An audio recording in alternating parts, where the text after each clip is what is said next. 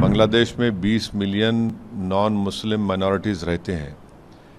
तो ये बहुत ज़रूरी है कि बांग्लादेश के जनाब यूनुस साहब इन नॉन माइनॉरिटीज़ की हिफाजत करें। बांग्लादेश की स्टेबिलिटी भारत की सिक्योरिटी के लिए बहुत ज़रूरी है, ख़ास तौर से नॉर्थ ईस्ट के लिए। हम उम्मीद करते हैं कि भारत सरकार भी बांग्लादेश से और भारत सरकार के हमारे देश में ताल्लुक़ात और ख़राब नहीं होंगे बल्कि अच्छे होंगे। क्योंकि बांग्लादेश जो बना था सेकुलर बांग्ला नेशनलिज़म के ऊपर, और बांग्लादेश के संविधान में आर्टिकल 41 फ्रीडम ऑफ रिलीजन की बात करता है, 27-28 इक्वालिटी ऑफ लॉ की बात करता है, और उनके संविधान का आर्टिकल 12 सेकुलरिज्म की बात करता है।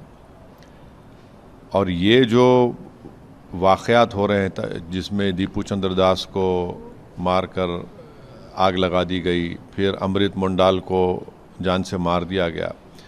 बांग्लादेश में 20 मिलियन नॉन मुस्लिम माइनॉरिटीज़ रहते हैं।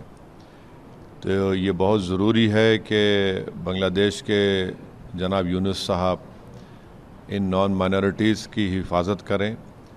और बांग्लादेश में एक पॉपुलर रेवोल्यूशन आया है, और बांग्लादेश की स्टेबिलिटी भारत की सिक्योरिटी के लिए बहुत ज़रूरी है, ख़ास तौर से नॉर्थ ईस्ट के लिए।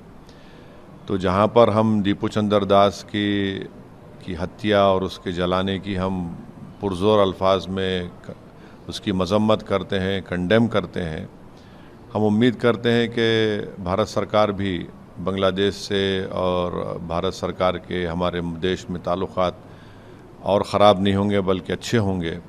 क्योंकि बांग्लादेश की स्टेबिलिटी भारत के लिए बहुत ज़रूरी है। तो उम्मीद करते हैं, बस साथ ही साथ हमको ये भी समझना ज़रूरी है कि